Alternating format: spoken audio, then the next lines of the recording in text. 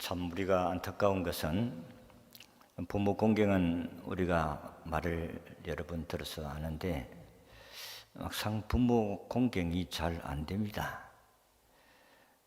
잘 해야지 하다가 부모가 없어져 버립니다. 보통 사람들은 어른이 돌아가고 난 후면은 아이고 좀 잘했으면 이런 후회한 마음이 다 누구에게나 있습니다.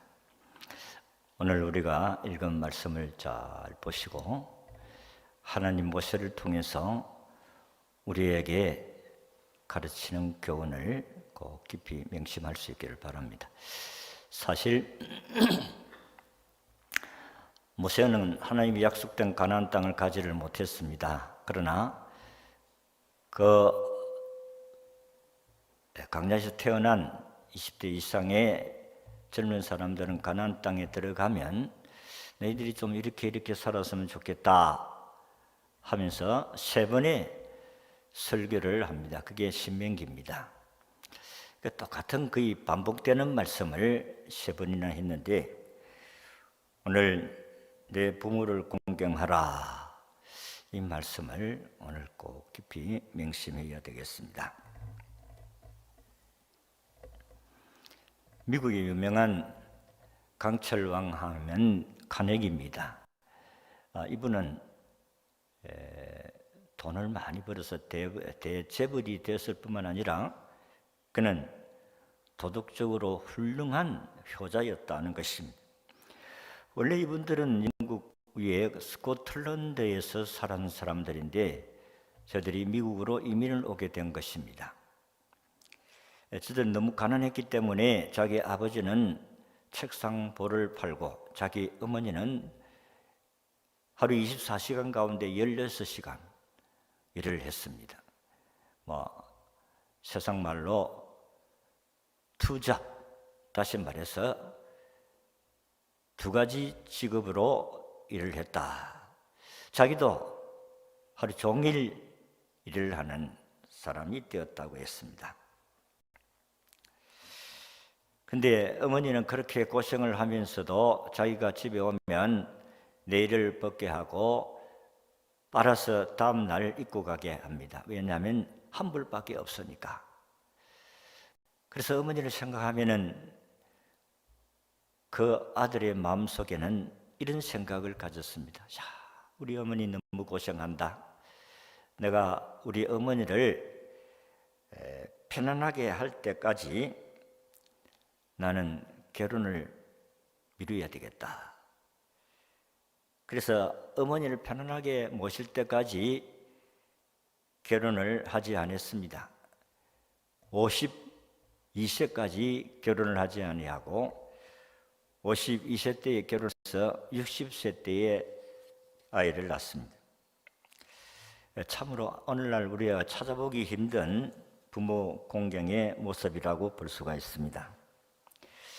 많은 사람들은 나에게 이런 부모를 주셨느냐, 부모가 나에게 뭘 해주었느냐 이런 불평과 원망을 하는 곳이 참 많습니다.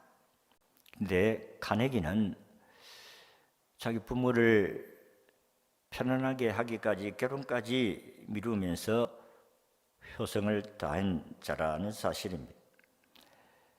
성경은 우리에게 말씀을 하기를 분명하게 부모를 공경하면 그게 복이 되는 약속을 하셨습니다. 그래서 카네기도 아마 이렇게 엄청난 복을 받은 것으로 볼 수가 있습니다. 오늘 우리가 읽은 말씀이 내 부모를 공경하라. 이 공경한다는 이 말은 우리 몸의 내장기관인 이 간이라는 이 단어에서 공경이라는 이 말이 나왔어요. 그러니까 우리 몸에 간이 없으면 못 삽니다. 죽습니다. 그러니까 공경을 우리의 마음 중심에 놓으라. 그러니까 몸에 간이 없으면 죽는 것 같이 부모 공경을 우리의 삶의 중심에 놓아라는 것입니다. 사실 육신의 부모를 아마 여러분들이 선택을 해가지고 부모를 여러분의 부모라고 모신 사람은 한 사람도 없습니다. 우리에게 부모를 주신 것은 하나님이 우리에게 주셨다.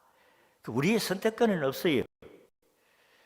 뭐 좋은 부모건 나쁜 부모건 이 부모는 하나님이 우리에게 주셨다는 것입니다. 그러니까 하나님이 주신 것을 인정하지를 않는다면 하나님도 인정하지 않는 것 같습니다. 그러니까 부모 공경은 하나님의 공경과 같이 간다는 사실을 우리가 기억해야 됩니다. 그래서 오늘 아침에 어버이 주일을 통해서 부모를 공경해야 되는 이유를 말씀드리고자 합니다. 첫째, 부모 공경은 하나님의 명령에 복종하는 길이기 때문에 부모 공경해야 된다.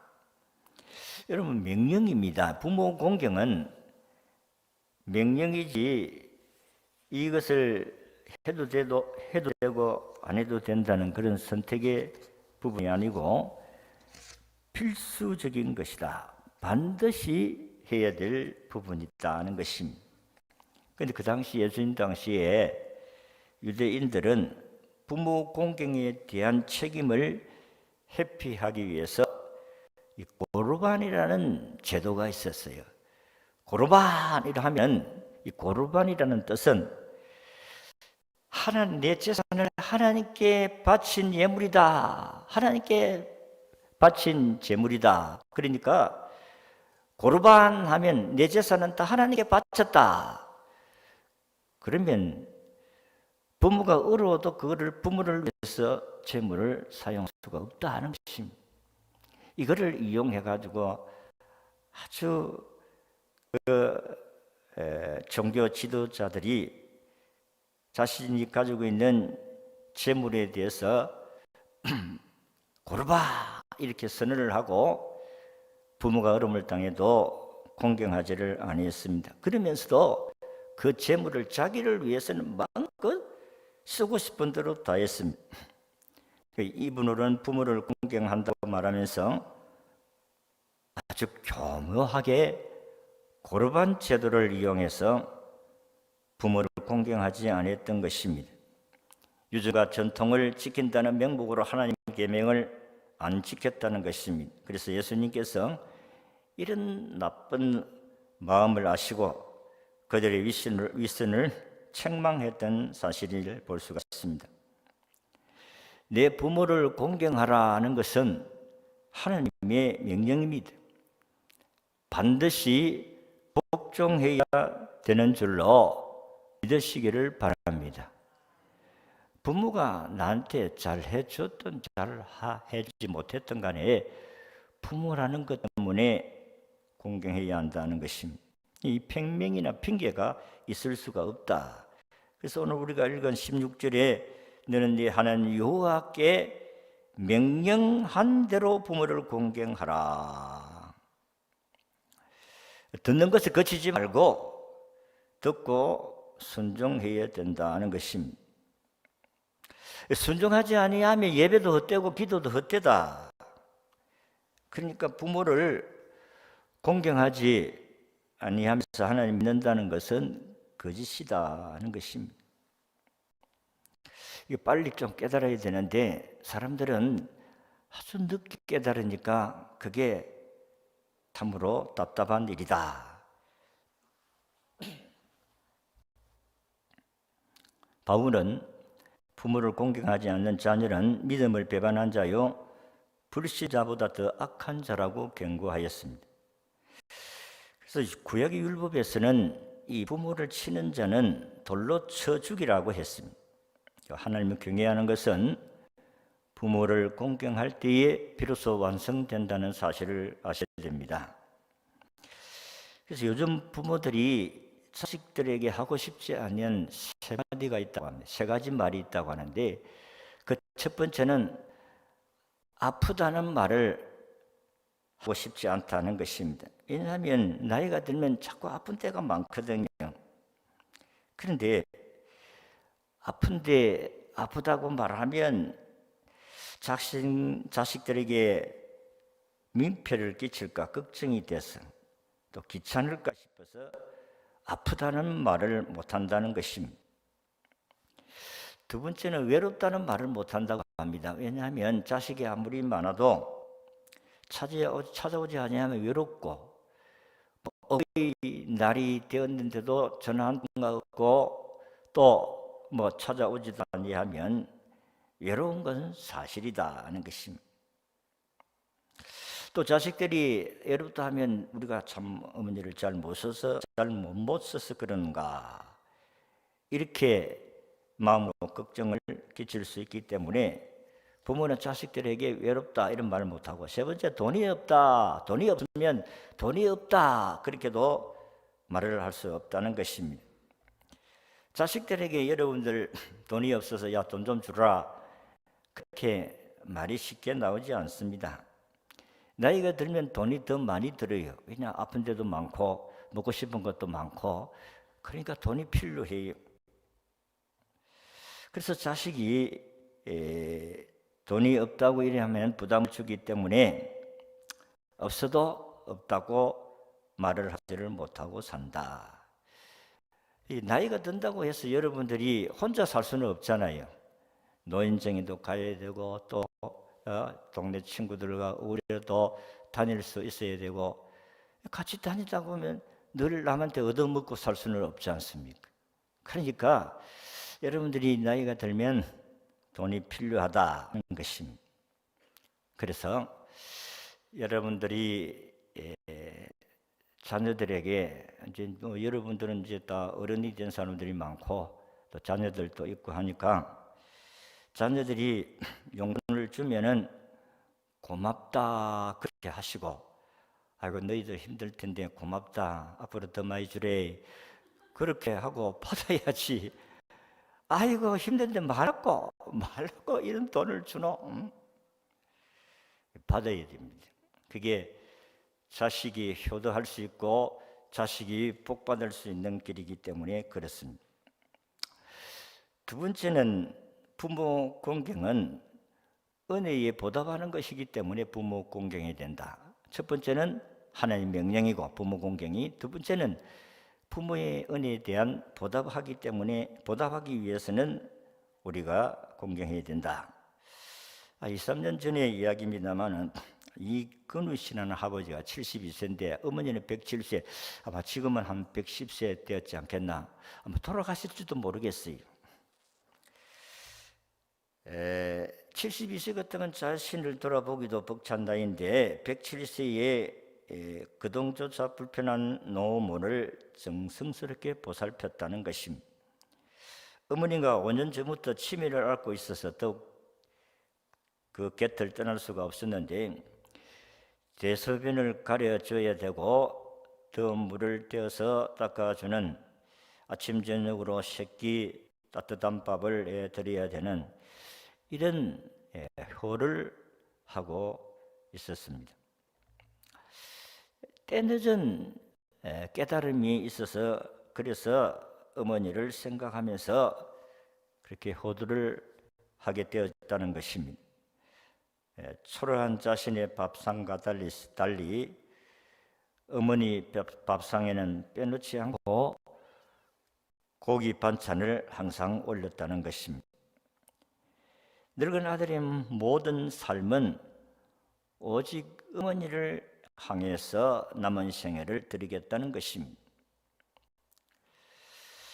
그러면서도 그의 얼굴은 불평이나 절망이나 불평이나 그런 부분들은 없었다는 것입니다. 왜냐하면 그 어머니를 생각하면 참으로 고맙다는 것인데, 지금은 이제 깨달아서 그런데 좀 일찍이 깨달았으면 얼마나 좋았겠는가. 어머니가 자기에게 고기 반찬을 올리고 좋은 것을 해주면 어머니도 좀 잡수세요. 아니, 나는 그 고기 잘 못 먹는다. 자기 혼자서 퍼먹었다는 것입니다.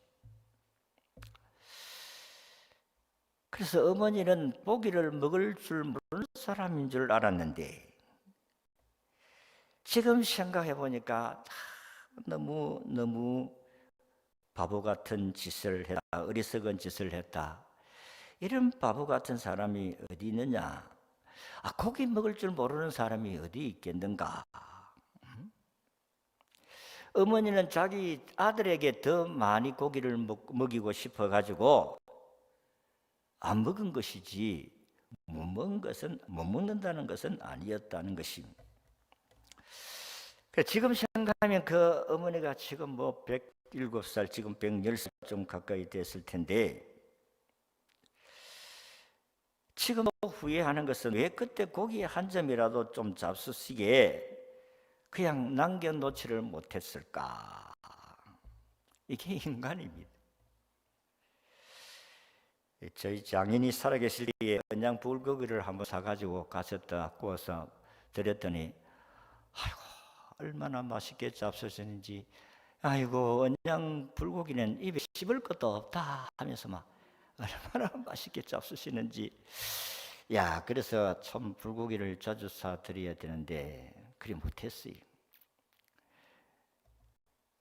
생일을 해가지고 우리 언양에 와서 한번 잡수시고 한 두세 번 정도밖에 못 사드렸다, 그렇게 생각이 되는데, 참 어째 인간이 저렇게 어른이 잘 잡수시고 좋아하시는데 못 해드렸는가? 지금 아무리 해주고 싶어도 없습니다. 있을 때 잘하십시오. 있을 때 잘해. 그런데 인간들은 다 지나고 난 후에 후회를 하고, 아이고 좀 더 잘해 드렸으면 좋았을 뻔. 그런데 사람들은 그렇지를 못하는 것이 우리 인간의 연약함이라고 볼 수가 있습니다. 이건우 할아버지가 자기 어머니가 살아온 힘겨운 삶을 생각하니까 눈물겹다는 것입니다. 어머니는 결혼한 후에 몇 년이 지나고 아이를 낳았는데 아버지가 둘째 부인을 데리고 들어왔습니다. 그래서 어머니는 자기를 데리고 집을 나왔다는 것입니다. 얼마나 어렵겠어요. 어른 행편에도 아들에게는 쌀밥에다가 고기 반찬을 먹였다는 것입니다. 그러니까 어머니는 자기의 삶이 오직 아들, 자기 하나밖에 없었다는 것입니다. 어머니의 삶은, 생애가 오직 나를 위한 삶이었다. 지금 생각해 보면 너무너무 그 어머니를 생각하면 고맙고 감사해서 72세에 나이임에도 불구하고 107세의 어머니를, 그 은혜를 생각하면서 모시고 계신다 하는 것입니다. 그 은혜를 깨달아야 부모를 공경할 수가 있습니다. 은혜를 못 깨달았는데 어떻게 보답할까요? 디모데전서 5장 4절에 만일 어떤 가부에게 자녀나 손자들이 있거든 그들로 먼저 자기 집에서 효를 행하여 부모에게 보답하기를 배우게 하라. 이것이 하나님 앞에 받으실 만한 것이니라. 부모에게 효를 할 수 있도록 배우라고 했습니다. 부모에게 효를 보답하는 것이 이게 하나님 앞에 받으실 만한 것이다, 복받을 만한 것이다. 이 효를 행한다는 이 말의 뜻은 부모를 공경해야 하는 이유가 은혜에 보답하는 일이기 때문이다. 그래서 여러분들이 효를 행한다는 것은 부모에게 은혜를 보답한다는 그런 의미다 하는 것입니다. 고르반 해놓고 하나님께 예물을 드렸으니까 나는 내 재산을 부모에게 드릴 수가 없다, 이런 아주 망나니 같은 생각을 가져서는 안 된다는 것입니다.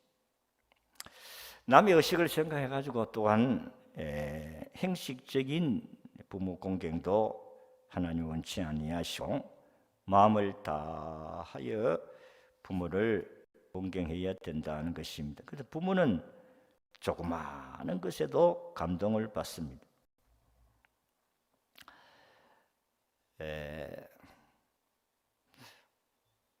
우리는 그 부모에게 많지는 않으시면 늘 용돈을 드리곤 했는데 나중에 보니까 우리 동생들은 하나도 드린 적이 없어. 그래서 이놈들이 이렇게 했구나.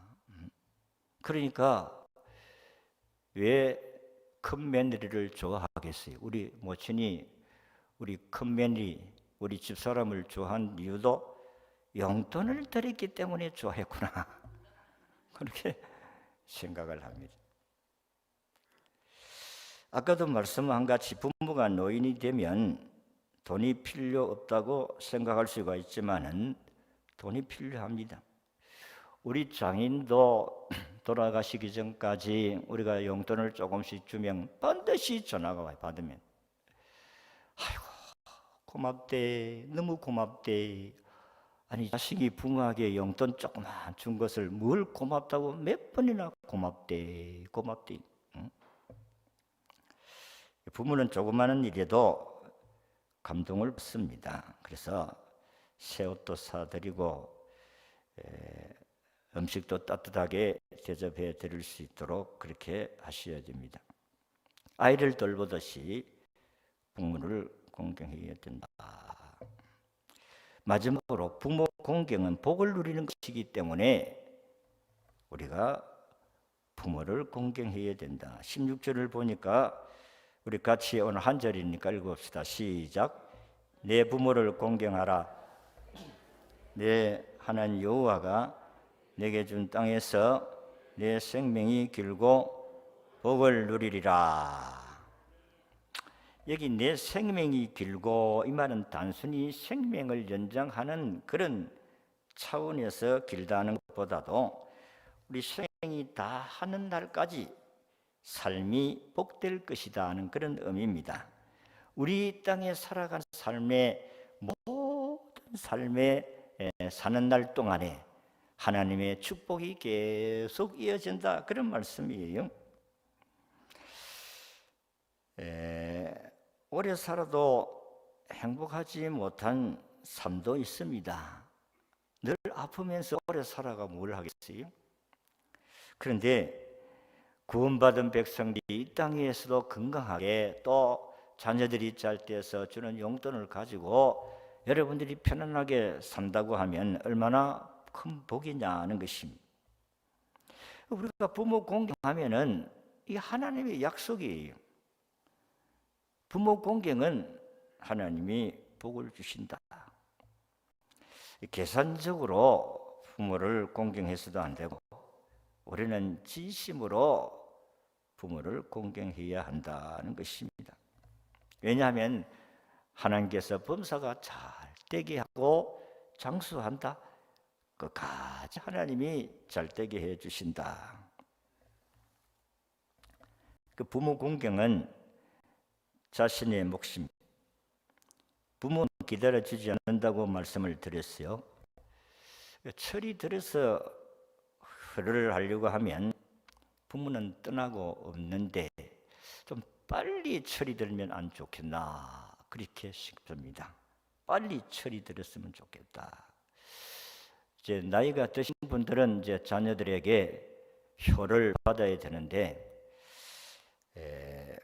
혹시나 뭐 생일을 잊어버린다든지 뭐 이러면 야야 내 생일이 다음 달에 며칠이 돼 이렇게 가르쳐 가지고 혹 잊어버릴 도 있거든. 자식들은 그래서 기억하도록 해서 생일도 얻어 잡수시고 또 용돈도 받으시고 그렇게 살아야 돼. 그 왜냐하면 자식에게 복이 돌아가기 때문에 그런 거예요.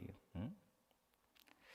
용돈을 안 준 자식고 야 용돈 내놔라 이렇게 말은 할 수는 없지만은 어쨌든 자식들이 용돈도 줄 수 있도록 기도를 하셔야 돼요. 기도.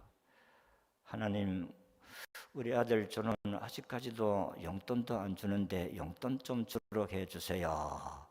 그렇게 기도하시라니까요. 아니 그런 기도를 어떻게 합니까? 모르니까 하나님께서 좀 기도해가지고 깨닫게 해주셔서 용돈을 주도록 해야 된다. 부모가 돈이 있건 없건 자식은 부모에게 한다는 거예요.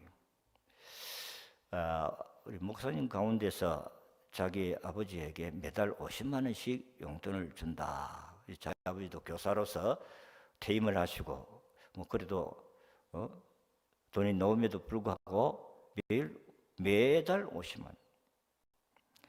그리고 자기 아들도 자기한테 금일봉을 매달 준다는 거예요. 내가 너 할아버지한테 이렇게 하는 건 네 알지? 알지 말만 내 나라에 그 말이 아니고 내가 할아버지한테 하는 그대로 너도 해라 그런 말이 아니겠어요? 동화작가 가운데 정채봉이라는 사람이 있는데 이분이 글 가운데 멀리 가는 향기라는 글에서 나오는 이야기인데 어떤 가정에 부부가 결혼을 해서 아들을 낳고 이 아이가 이제 초등학교쯤 자랐습니다. 그런데 부부가 시어머니도 모시고 근데 늘 싸워요. 다투는데 처음에는 아이고 아들도 들을까 시어머니도 들을까 처음에는 그 소리가 나갈까지 조용조용 조심스럽게 싸웠는데 차츰 날이 갈수록 부부 싸움의 소리가 점점 커갔습니다. 그러니까 아들도 듣고 어머니도 듣습니다. 하루는 이 며느리가 나 당신 어머니 비위생적이어서 함께 못 살아. 내가 오늘 신경정신과 갔다 왔다니까. 내 병명이 뭔지 알겠어요? 노이로제로 인한 정신병이다. 그래서 날이 갈수록 더욱더 다툼이 생겨지고 더욱더 이렇게 갈수록 날카로워지니까 며느리는 아예 시어머니를 볼 생각도 안 하고 그들도 보지도 않고 또 그 소년의 아버지도 자기 어머니를 방을 옛날에는 인사를 하고 그랬는데 직장 갔다 돈 무심코 지나가 버리고 어느 날 대판, 이판사판으로 싸웠습니다. 소년의 어머니가 오늘 당신 어머니를 택하든지 나를 택하든지 둘 중에 하나를 택해라! 박하니 소리 싸움이 일어나니까 얼마나 놀랬겠어요. 안에 있던 시어머니나 소년이나. 그래서 부부가 합의를 해서 자기 어머니를 방을 얻어서 보내기로 합의를 했어요. 낙엽이 우수수 지는 어느 날 온 식구가 이삿짐을 챙깁니다. 부부는 자기 어머니를 이사 보내기 위해서 짐을 챙기는데 소녀는 공책과 연필을 가지고 와서 뭘 자꾸 적어요. 그러니까 그 며느리가 야, 너 그 뭘 적고 있나? 거기 보니까 헌 옷장 1개, 전기장판 1개, 담요 1개, 밥통, 그릇, 숟가락 뭐 이렇게 쭉 적어놨어요. 야, 그런 걸 왜 적나? 이거는 앞으로 우리 어머니가 산 나갈 때에 내가 챙겨드릴 이사 품목입니다. 정채봉 작가는 고려 시대에 고려장이 있었다면 현대는 현대장이 있다 그렇게 말을 했어요. 우리 모두가 생각하면 들어야 할 이야기라고 생각을 합니다. 자식은 부모가 한 대로 그대로 본받습니다. 저건 누구를 닮아서 그러나? 누구 닮기는 누구 닮겠어요? 저거 엄마 저거 아버지 닮지. 예? 부모는 자식의 생명을 마치 자기 생명까지 아끼지 아니하고 삽니다. 사랑합니다. 자식을 위해서라면 어떤 희생도 달게 받습니다. 그래서 부모는 자식이 아무리 나이가 많아도 나이 많아 늙어도 자식은 자식입니다. 변함없이 사랑하는 것이 부모의 사랑이다. 그래서 부모는 자식이 먼저 죽으면 가슴에 묻지만은 자식은 부모를 땅에 묻는다는 말씀을 하고 있지 않습니까? 우리가 어버이 주를 맞이하면서 요즘은 손자, 손녀들 참 말 잘 안 들어요. 응? 그래서 여러분들이 어쨌든 이 손자, 손녀들에게도 참 효를 가르쳐야 됩니다. 이거는 말과 되는 것이 아니고 행동으로 보여줘야 된다는 것입니다. 오늘 우리가 어버이 주를 맞이해서 어버이의 은혜와 사랑을 말씀드렸습니다. 감사하는 마음으로 오직 부모를 공경하며 살아야 될 줄로 믿습니다. 왜 부모를 공경해야 됩니까?